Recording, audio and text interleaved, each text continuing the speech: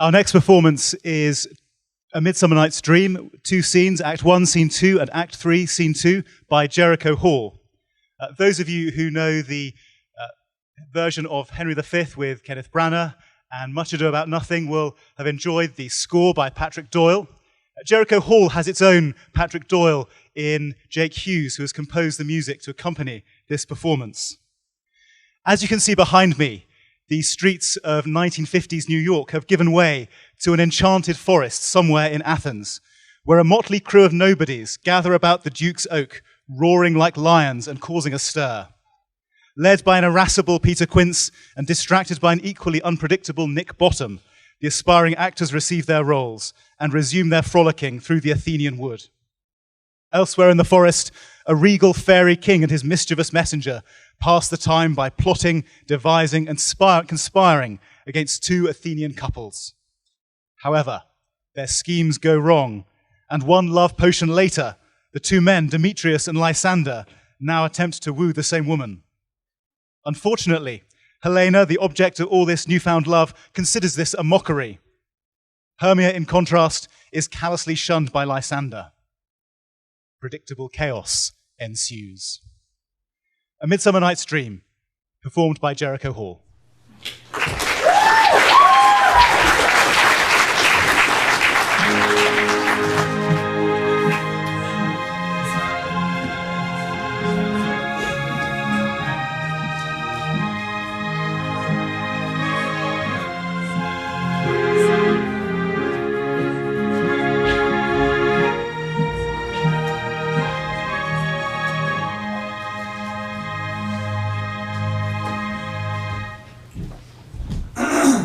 Is all our company here? You were best to call them generally, man by man, according to the script.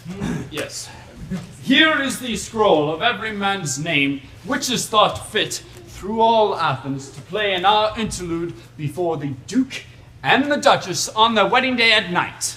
First, good Peter Quince, say what the play treats on, then read the names of the actors, and so grow to a point. Mary, our play is the most lamentable comedy and most cruel death of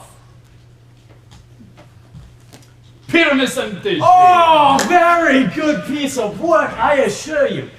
Now, good Peter Quince, call forth your actors by the scroll.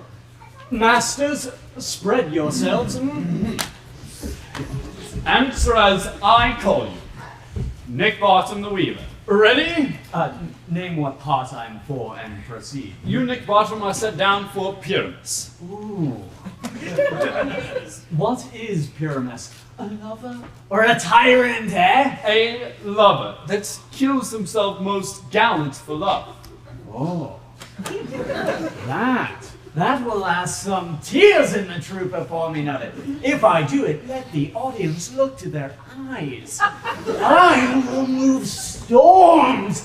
I will condole in some measure. Yes. Francis Flute, the bellows mender. Here, Peter Quince. Flute, you must play Thisbe. Ooh. What is Thisbe? A wandering knight? It is. It is the lady that Pyramus must love.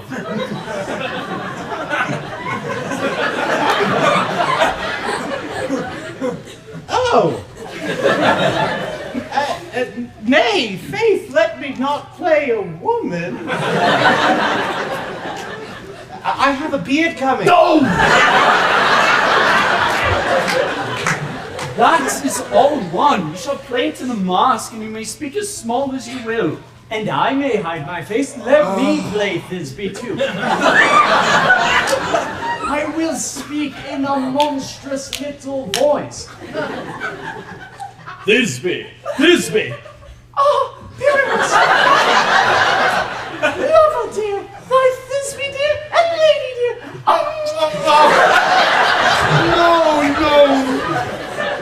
No! You must play Pyramus and Flute! You, Thisbe! Well, proceed. Robin Starveling, the tailor. Here, Peter Quince. Robin Starveling, you must play Thisby's mother. Tom Snout, the tinker. Here, Peter Quince. You must play Pyramus's father. Myself, Thisby's father. Snugly Joiner, you the lion's part, and I hope here is a play fitted. Have you the lion's part written? Pray be given me, for I am so study. You may do it extempore, for it is nothing but roaring. Let me play the lion too. I will roar you that I will do any man's heart good to hear me. I will. You got it. I will make thee dude say, let him roar again. Let him roar again. I knew you should do it too terribly. You would frighten the Duchess and the ladies that they would shriek, and that were enough to hang us all.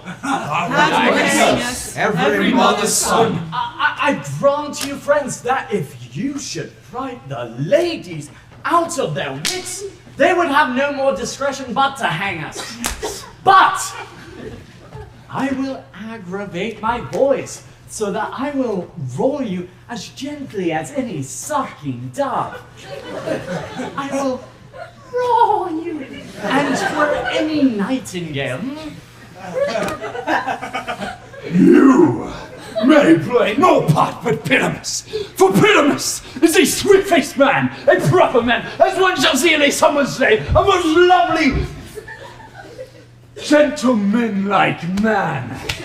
Therefore, you must needs play Pyramus. Well, I will undertake it.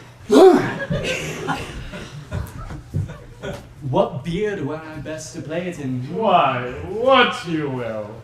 I will discharge it in either your straw-colored beard, your orange tawny beard, or your purple ingrained beard. Masters, here are your parts, and I am to request you, entreat you, and desire you to know them by tomorrow night. And meet me in the palace wood a mile without the town, by moonlight, and there will we rehearse. We will meet, and there we will rehearse most obscenely and courageously. Take pains, be perfect, adieu. At the Duke's Oak we meet. Enough! Hold, or cut bowstrings.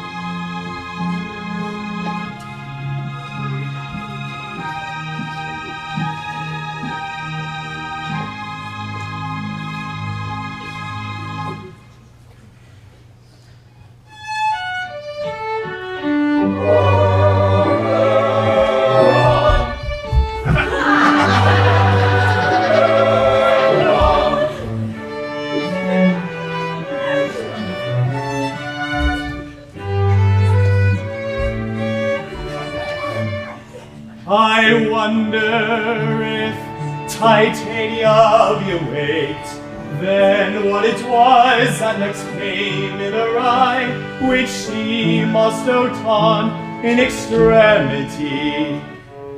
Here comes my messenger, How now, mad spirit? What night rule now about this haunted grove? Robin, good fellow, puck, puck.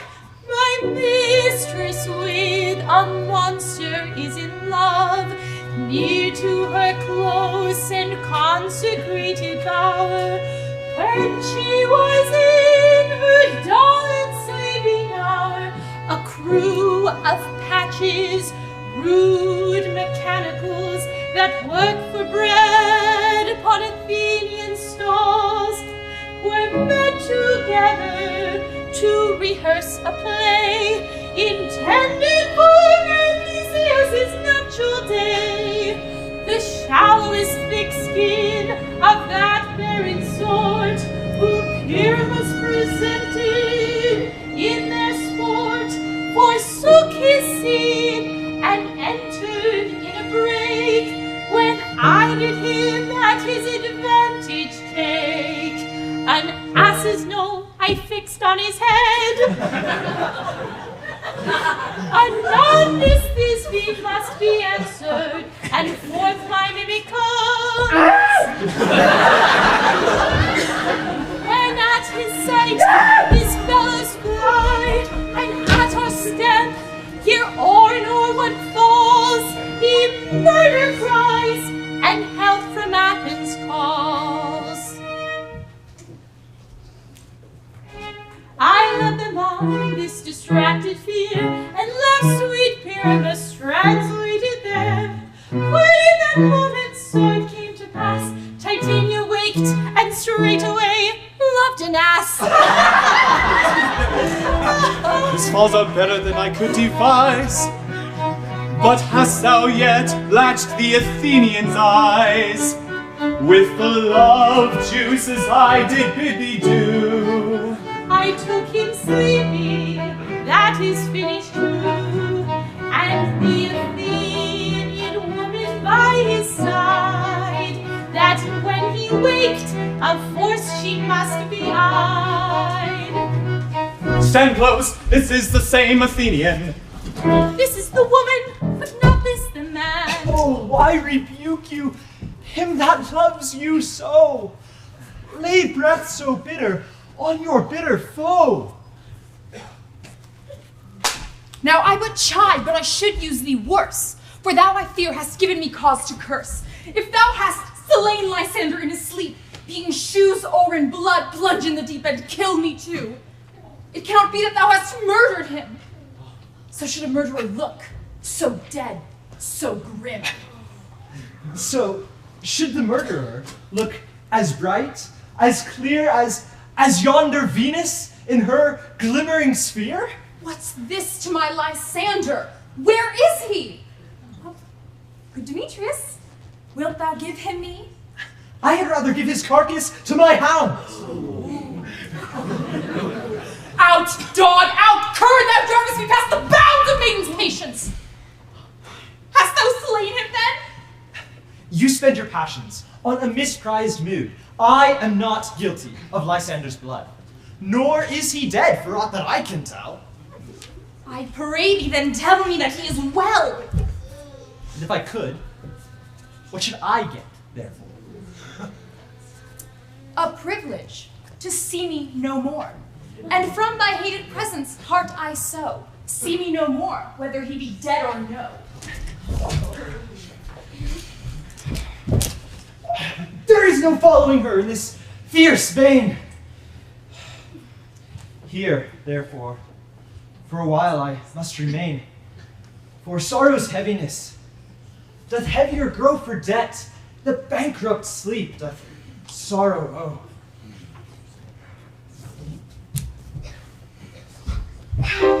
What hast thou done? Thou hast mistaken quite, and laid the love juice on some true love sight. About the wood, go swifter than the wind, and Helena of Athens, look thou find.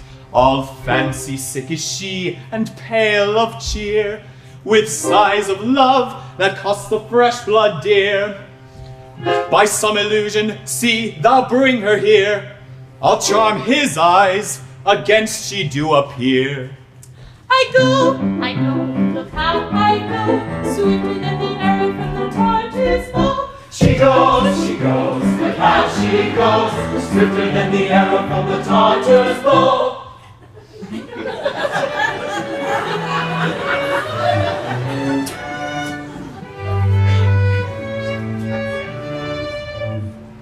O flower of this purple dye, lit with Cupid's archery, sinking apple of his eye, when his love he doth espy, O let her shine as gloriously as a Venus of the sky.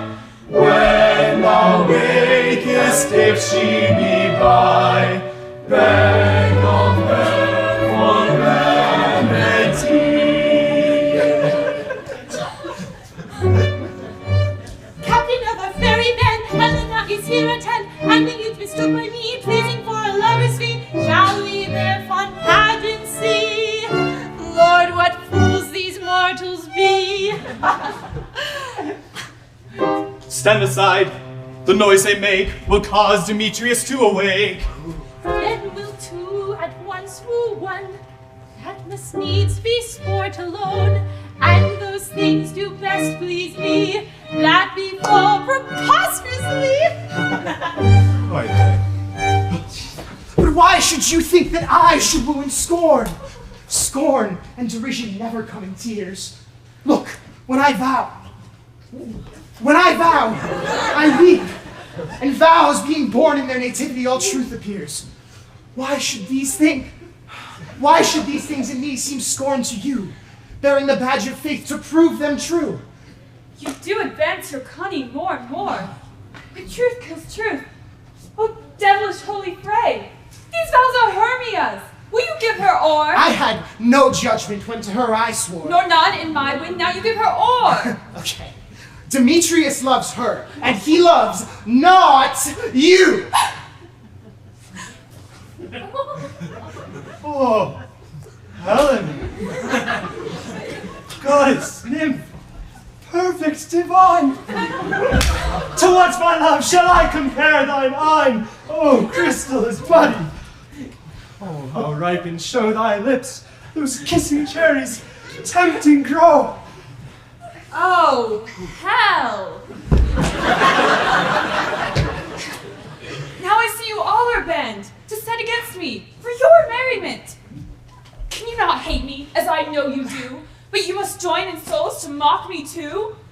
You were men, as men you are in show. You would not use a gentle lady so. You're both rivals, and love Hermia. And now, both rivals, to mock Helena! You are unkind, Demetrius, be not so, for you love Hermia. This you know I know, and now, with all goodwill, with all my heart, in Hermia's love, I yield you up my part, and yours of Helena to me bequeath, whom I do love, and will do till my death. Never did mockers waste more idle breath. Lysander, keep thy Hermia. I will not. If e'er I loved her, all thy love is gone. My heart to her but as guest-wise sojourned. And now to Helen it is home returned, there to remain. Helen, it is not so. Disparage not the faith thou dost not know, lest to thy peril thou abide it dear. Look where thy love comes. Yonder is thy dear. Thou art not by my eye, Lysander, found, but my ear, I think, it brought me to thy sound.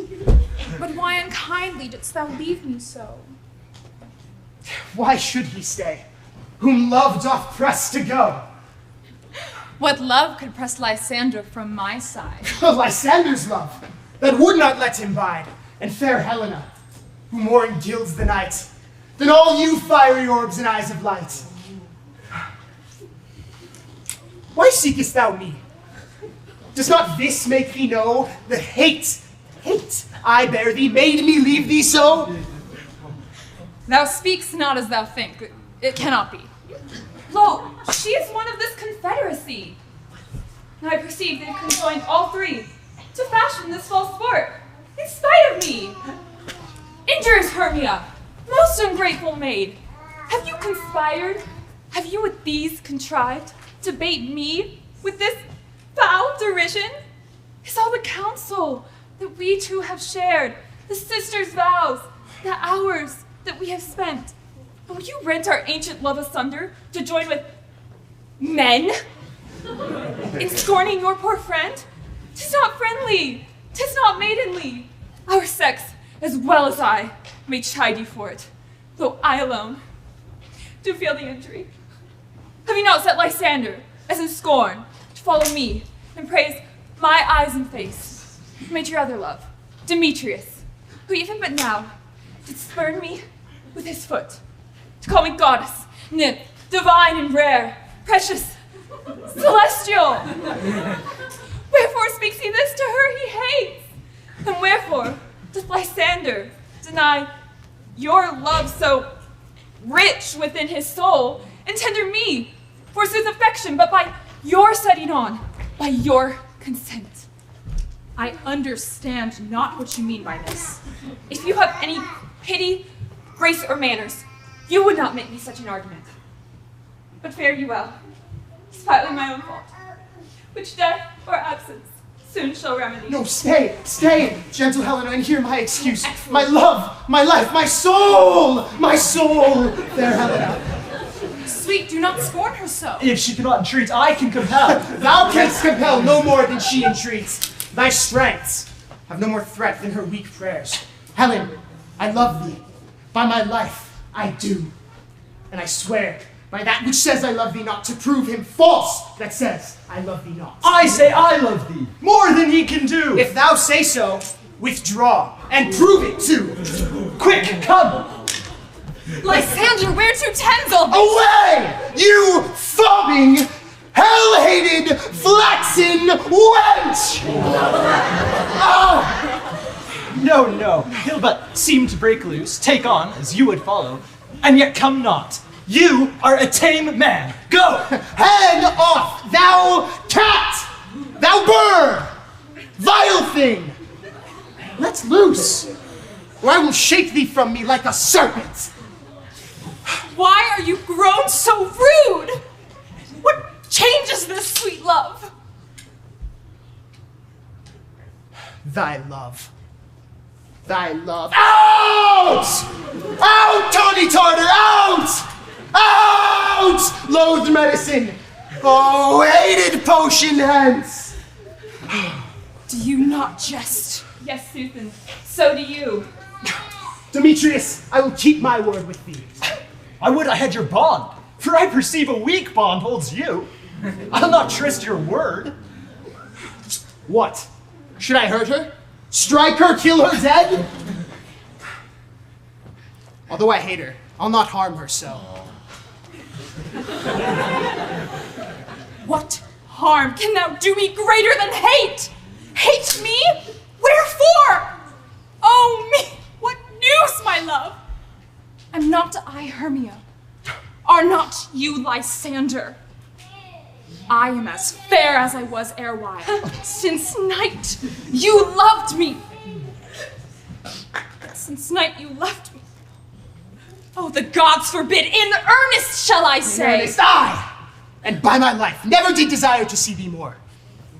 Therefore, be out of hope, be out of question, of doubt, be certain nothing truer, 'tis no jest, that I do hate thee and love Helena.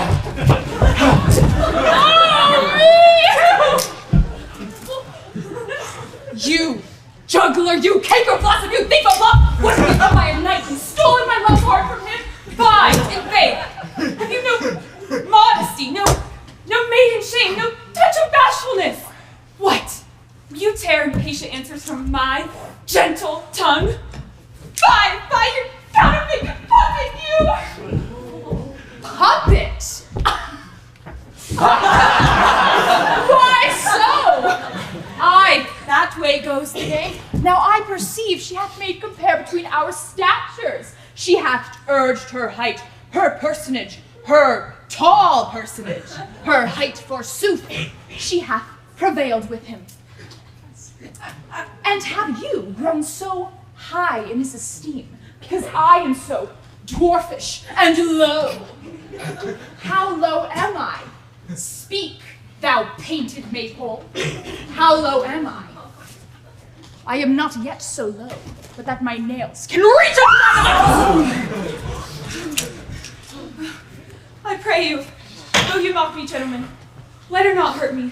I was never cursed. I have no gift at all in shrewishness. I am a right maid for my cowardice. Let her not strike me.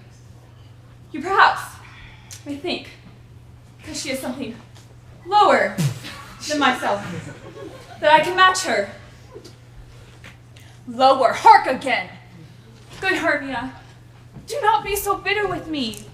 I evermore did love you, Hermia, did ever keep your counsels, never wronged you. Save that, in love, unto Demetrius, I told him of your stealth unto this wood. He followed you, for love, I followed him. But he hath turned me hence, and threatened me, to strike me, spurn me, then kill me too.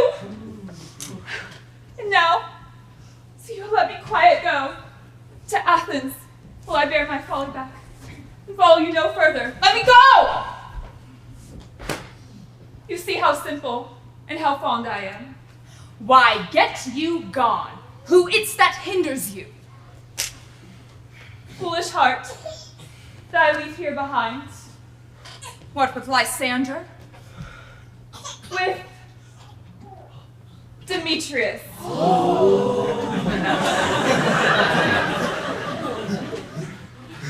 Be not afraid, she shall not harm thee, Helena. No, sir, she shall not, though you take her part. Oh, when she's angry, she is keen and shrewd. She was a vixen when she went to school. No, she be but little. She is fierce. Little again, nothing but low and little. Will you suffer her to flout me thus? Come, let me at her. Get you gone, you dwarf! You minimus of hindering not grass made! You bead! You acorn! You are too officious in her behalf that scorns your services. Speak not of Helen. Take not her part, for if thou dost intend never so little show of love unto her, thou shalt abide it. Now she holds me not. Follow, if thou darest, to try whose right of thine or mine is most in Helena. Follow, nay, I'll go with thee, cheek by jowl. Mistress, this coil is long of you. Nay, go not back.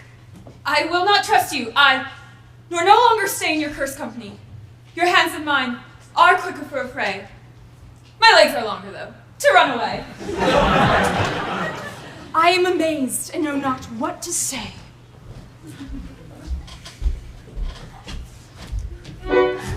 This is thy negligence, still thou mistakest, or else committest thy knaveries willfully. Believe me, King of Shadows, I mistook. Did not you tell me I should know the man by the Athenian garments he had on? And so far, blameless proved my enterprise, that I have anointed an Athenian's eyes. And so far my gladded sworded sword, as this their jangling I esteem a sport.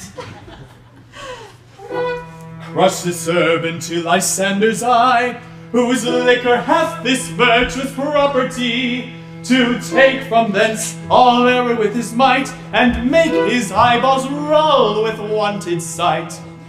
When they next wake, all this derision shall seem a dream and fruitless vision, and then I will her charmed eye release of monsters' view, and all things shall be peace.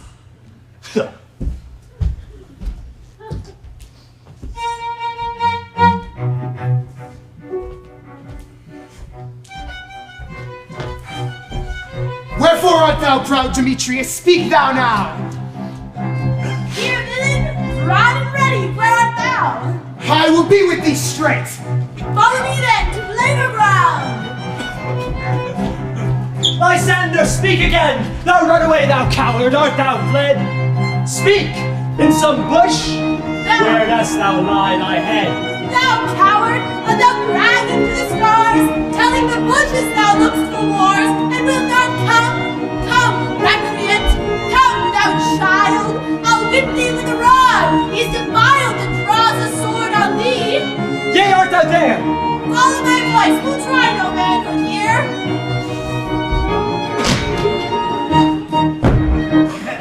He foes before me and still dares me on. When I come where he calls, then he is gone. Oh, the villain is much lighter heeled than I. I followed fast, but the faster did he fly. That fallen am I into dark and uneven way. Come, thou gentle day. If thou would but once show me thy grey light, I'll find Demetrius and revenge this spite. Ho, ho, ho, coward, why comest thou not? Abide me, if thou darest. For well I know thou runnest before me, shifting every place and darest not stand, nor look me in the face. Where art thou now? Come hither, I am here. Nay then, thou mockest me. Thou shalt buy his dear if ever I thy face by daylight see. Now go thy way! Faintness constraineth me to measure out my length on this cold bed. But by day's approach, look to be visited.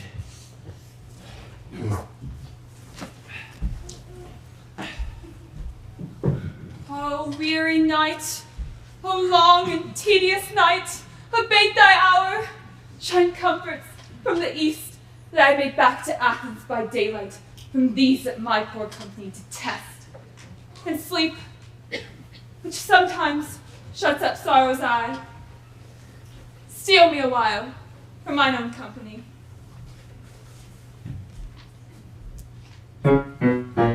Yet but three, come one more, two of both kinds make up four. Here she comes, cursed and sad, Cupid is a knavish lad, thus to make poor females mad. Never so weary, never so in woe, dabbled with dew and torn with briars, no further crawl, no further go.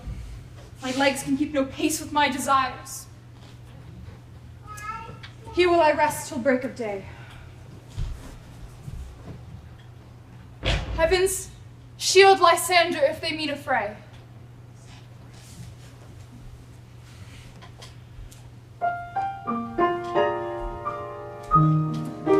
On the ground, sleep sound. I look right to your eye. I look right to your eye, gentle lover remedy. When thou wakest, thou takest delight in the sight of thy former lady's eye, and the country proud known that every man should take his own. In your waking shall be shown. Jack shall have Jill, not shall the will. The man shall have his her again, and all will be well.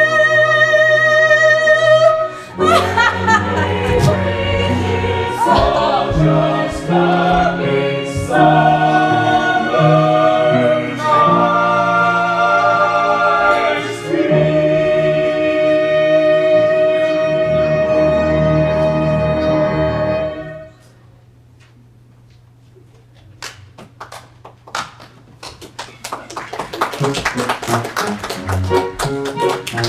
Thank you.